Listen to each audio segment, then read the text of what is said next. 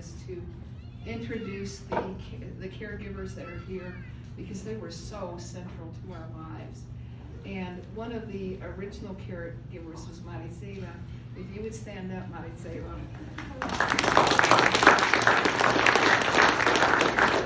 We always had the dream that Navarro and Markpittsusa and I were going to spend the rest of our lives together, you know.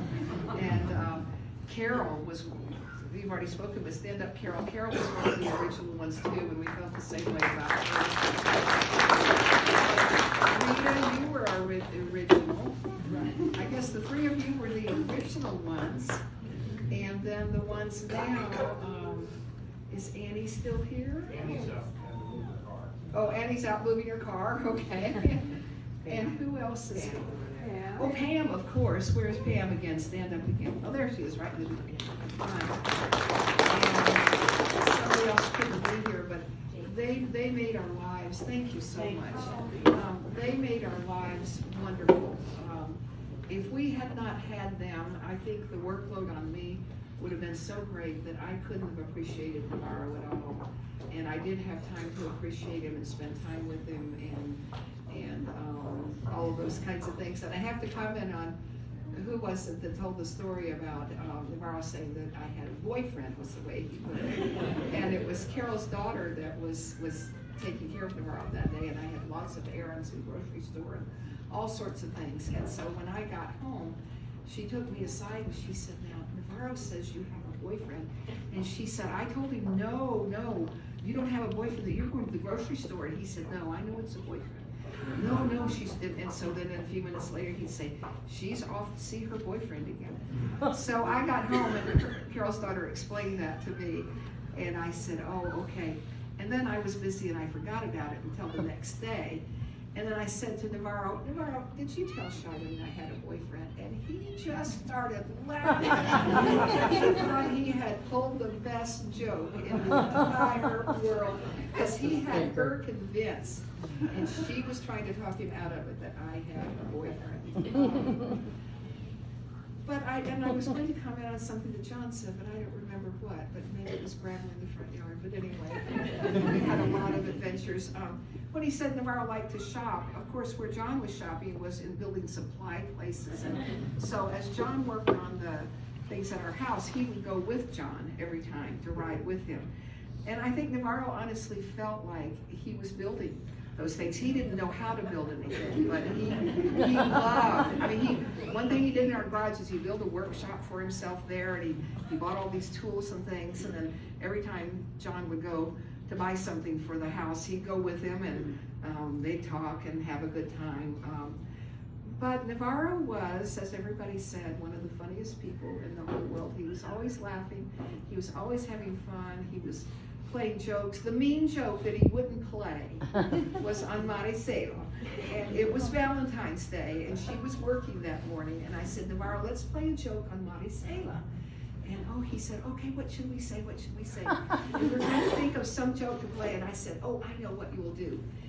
She's going to come in a minute with your breakfast, and you look at her and you say, you're fired. And I said, then you say, April Fool. Did I say it was Valentine's Day? I meant to say it was April Fool's Day. April Fool's Day. Well, he played jokes on Valentine's Day too, but it was April Fool's Day. So then you say, April Fool, and Navarro said, no, I'm not saying that.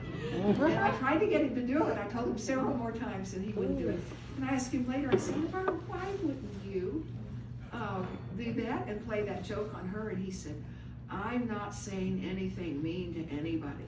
And so I thought that was so sweet. Aww. But he had the best sense of humor. He had such strong ethics and ethical principles about the things he believed in. Kelly, when I was here, Kelly is Mike Swaim's wife, and many of you know Mike, and that Mike just died. But I was at his service, and as I listened to the many things that Mike believed in and worked on, it really reminded me of Navarro, because he was very strong in his ethical beliefs, and he stuck to them no matter what. And gosh, there are so many things. He was passionate. He was passionate about music. He was passionate about cooking. He was passionate. He loved our dogs. The one thing I forgot to bring and put on the memorabilia table was a picture of his first dog, beloved Danny Boy. Oh, he loved that dog. He'd always wanted a dog, and he'd never had one as a child. And very bad, even brutal situation. And that's one reason you don't, I think that's the earliest picture of him. Oh, that's an early one too, but the one where he's graduating from high school, because there were no pictures, because nobody takes pictures of a child they don't want around. And somehow he had the character and courage, and I think you said this first, Paul, but really to turn his life around, because he told me when he was in high school he kept a gun in his locker, and I thought that was pretty extreme, and I said I wouldn't do that, and he said, well, I don't want to, but everybody else has one. You got to have a way to protect yourself. And a lot of the people that he was around in his early life, he told me about this, I didn't know him then, died or were ended up in jail, but somehow he pulled himself out of that. And when you've had no positive influences, because he was a teenager or later, the older couple that's over on this table are the people he called his mom and dad, because his mom and dad didn't, they abandoned him early. And I don't know if you noticed in the obituary, I didn't mention his mom and dad by name. I didn't think they deserved a mention at all, but I mentioned his sort of adopted parents, even though he never lived with them.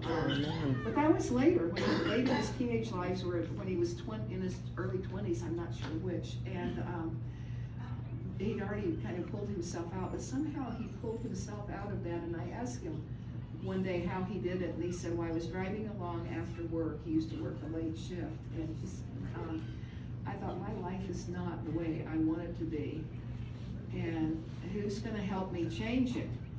And he said, I realized that nobody was going to help me change it, that nobody in the world was going to help me change my life. And so I decided that I better change it myself, and he did. And you know, it's funny, because I never would have been interested in him if I'd known the early rougher guy. I think I wouldn't have been interested in him at all. But he was such a wonderful person. But to me, the most important thing was the love that he had for people, and he had for all people. It didn't matter your color, your age, your nationality, or anything else, but he had a huge love for people, but especially for me. I always look back on it, and I loved him just as much, but I was not as demonstrative. Oh, he was always doing things for me, just always. If I was down about something, before he went to work, or maybe the night before he'd go, and he'd buy me little cards, greeting cards, and he'd hide them all over the house. So I would find them at different times, and maybe to cheer me up. And he was always doing things like that, just always. He just gave me more love than I think anybody else in the world has ever gotten in a relationship. And it was every day, and it was constant, and he changed my life. He influenced me in so many ways. I think he taught me to relax and to enjoy life, rather than always be, I don't know, trying so hard and everything. He taught me that you gotta relax and enjoy life. He always had fun, and tried to be sure that I had fun. But that was what I appreciated most, was just the tremendous love that he gave to me all the time. And I keep hearing it reflected back, because everybody says, oh, the way he talks about you, the way he's always talked about you, and that sort of thing. I did want to comment on a couple of things that were, many of you didn't have a chance to read the obituary here anymore. I said it 2 times that I know of. He had spent tremendous amounts of time. Lots of times he spent time helping people, but tremendous amounts of times that lasted over years, helping somebody who was very deserving but didn't have many chances in life. And the first time was when we lived in Birmingham, Alabama. And there was a little girl that I came to know, but she was a teenager, a little slip of a girl. I mean, she was tiny. She was a young black girl, and I guess it was a federal program they had where they'd go into poverty areas and put people to work, and the federal program would pay the salary of the person, because he wasn't, I mean, he didn't hire people that were still in high school. But she would come to work after high school with him. And one day he came home and he said to me, Deborah's smart. He said, Deborah is really smart. And I said, oh, that's nice. And so before I knew it, he had taken her over to the university, and he had helped her fill out the application. I mean, she came from a family where she would never have known what to do, just really poverty stricken. We found out later, she'd never sat down to eat at a table with people before. You just grabbed, if there was food in the refrigerator, you grabbed it out, you stood there eating it, and because then when he got her hooked up with me, because I was at the university, so we wouldn't lose track of her. So he got her, I'm sure he paid her application fee, and he got her to apply for the university, and then he got her to apply for financial aid.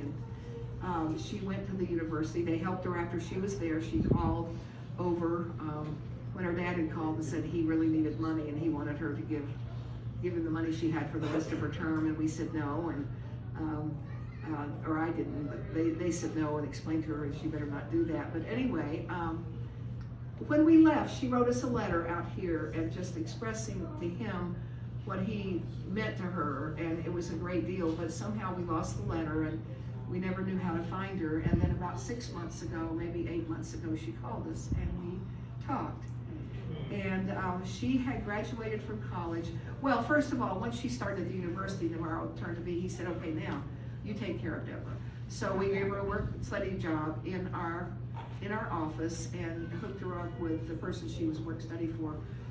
She practically lived with her girls and stayed at her house a lot and learned a lot about how normal people live and that sort of thing.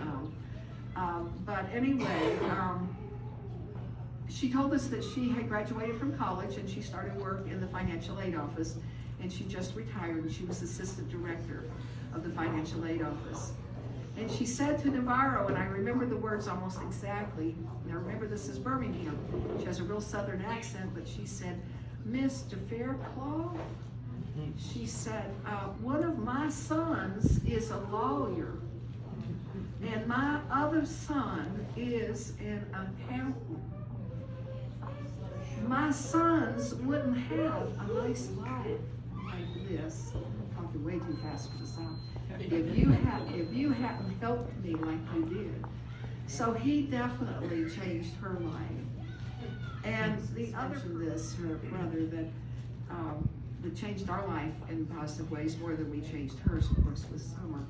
Because Summer became our daughter and is still our daughter. And there she is. And Navarro just spent so much time and absolutely adored her in every way and just thought she was wonderful, which she is. We love her dearly, but to Navarro, she was everything. Just raise your hand so everybody sees you. The beautiful, beautiful girl in the room. And she's responsible for, she's responsible for, couldn't have asked for anything any better from anybody or any, I mean, he was one of a kind, and like several people have said, we'll never meet anybody like Navarro again. By the way, what was mentioned in Carla's letter about them dancing, Navarro had told me about that, and she told me about it, but I'd forgotten about it until she mentioned it again on the phone to me the other day. And right after she mentioned to me on the phone, I found a picture. And there is a picture in there, somebody snapped it, somebody at SEIU, of them dancing at Pioneer Square. Yeah. So that was, that meant a lot to me. And the one person that was introduced, but she was out moving her car, is Annie. Annie, will you stand up? Annie's been a caregiver for made her life easier, and now for me, she takes care of me at times. He listened to people. How intently he listened to people. He did. He listened to people. Then he might disagree with you. We all. But he heard you. He heard you.